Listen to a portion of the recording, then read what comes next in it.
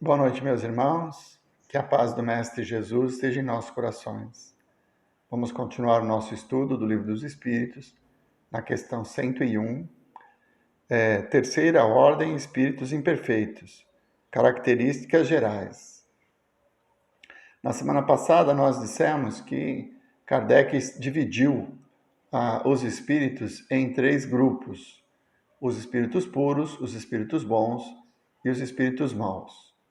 E nos disse que essa classificação não é algo estanque, porque existe uma variação muito grande de características e de comportamentos entre uma e outra faixa.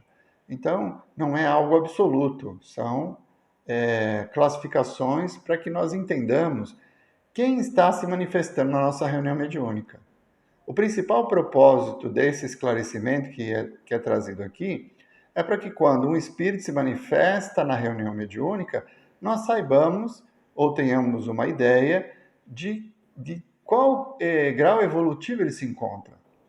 Então, conforme a forma que ele se manifesta e os valores que ele nos traz, nós vamos entender a qual ordem ele pertence. Então, os mentores são espíritos que vêm falar do amor, vêm nos trazer conforto, esperança, são da primeira ordem. Alguns espíritos que vêm, que são trabalhadores e que têm o desejo de servir e ajudar, eles são da segunda ordem, são espíritos bons. E muitos dos espíritos que se manifestam ainda são da terceira ordem, principalmente pelo desconhecimento do mundo espiritual.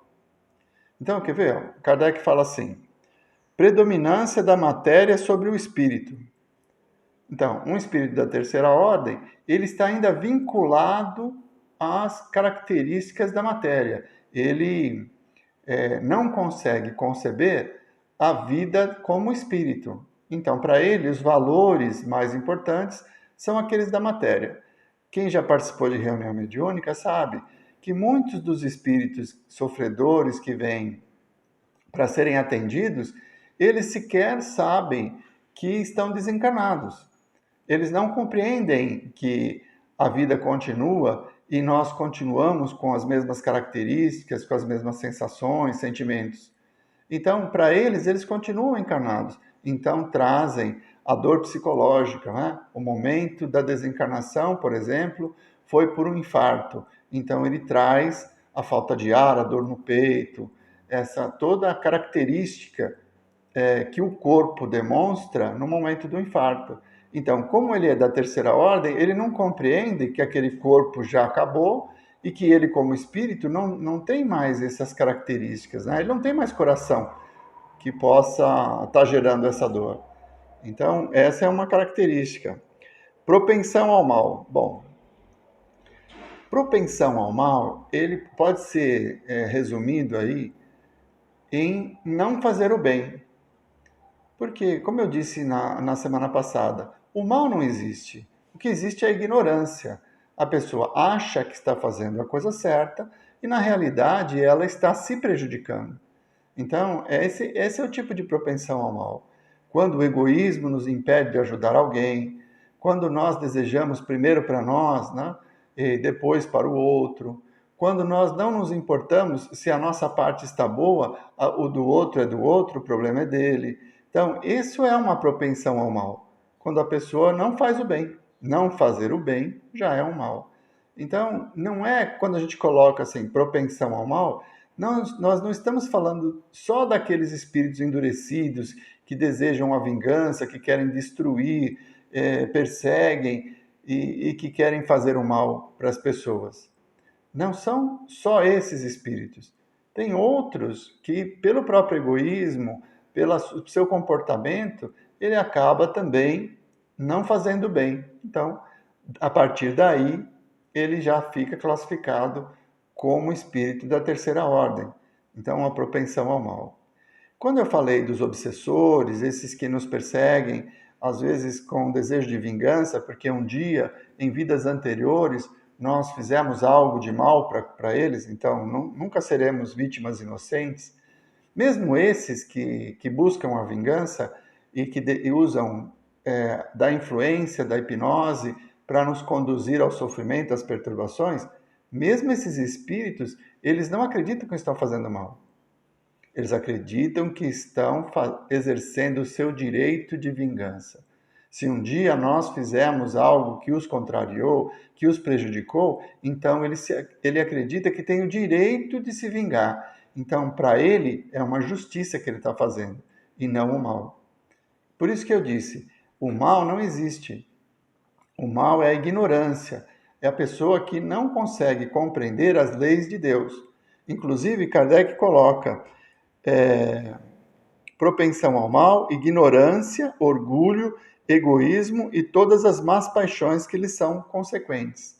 Então, é um conjunto de atitudes que demonstram que esse espírito não acredita em Deus com toda a sua plenitude, com todos os seus atributos. Tá? Então, aquele espírito que se sente perseguido, que se sente injustiçado, ele não acredita que Deus é infinitamente justo e bom. Por isso que Kardec coloca aqui, tem a intuição de Deus, mas não o compreende. Ele não compreende que Deus é infinitamente justo, bom, misericordioso, que é onipotente. O que significa isso para ele? Um ser que poderia realizar os seus desejos. Eu sempre tive fé, eu sempre fui na igreja, eu fiz inúmeras novenas, fiz promessas e Deus virou as costas para mim. Então, para ele entende que Deus deveria atender os seus caprichos, porque ele demonstrou a sua fé. Então, isso mostra também que esse espírito é de terceira ordem. Então, as comunicações desses espíritos é que vêm nos mostrando para que lado eles estão indo, que tipo de experiências eles já viveram, o quanto eles já superaram a ignorância e compreenderam a verdade da lei divina, a verdade da lei de amor, o quanto eles compreendem e aceitam o modelo do Cristo. Tantos espíritos que já se manifestaram nos nossos grupos mediúnicos, eles colocam Jesus como na Trindade, como o próprio Deus. Então, imaginam que oferecer a outra face, que aceitar a crucificação sem revolta seja algo divino, que só Deus conseguiria fazer. Então eles colocam, divinizando Jesus, eles colocam Jesus num patamar inatingível. E a doutrina espírita vem nos revelar que Jesus é nosso irmão, que ele também foi criado simples e ignorante e por seu esforço, pelos seus méritos, é que ele atingiu esse grau de pureza e elevação. Então, essa compreensão do divino também leva as pessoas mais egoístas, mais orgulhosas, a acreditar que Deus, Jesus, está aos seus serviços. Como eu tenho muita fé, como eu pratico tudo aquilo, os rituais, tudo aquilo que a instituição me pede para fazer, eu tenho o direito de que Jesus resolva os meus problemas. Então, aquela passagem do Evangelho que diz: vinde a mim, vós que estáis aflitos e sobrecarregados, que eu vos aliviarei, ela passa a ser como a instrução do milagre. Então, qualquer que seja o meu problema, eu entrego a Jesus e sem que eu tenha que fazer nada, ele vai resolver para mim. Então, essas são algumas das características do espírito da terceira ordem. Kardec vai, nas questões seguintes, ele vai esmiuçar um pouco isso. E ele acaba dividindo os espíritos da terceira ordem em classes, são 5 classes, e que nós vamos abordar a partir da semana que vem. Então, como o nosso tempo já está se esgotando, vamos nos concentrar, nos preparar para o passe, nesse momento em que nós, sequiosos de que Deus, que os seus mensageiros, que o próprio Cristo, através dos trabalhadores da casa que nós frequentamos, possam vir aliviar as nossas aflições, possam vir refazer as nossas energias.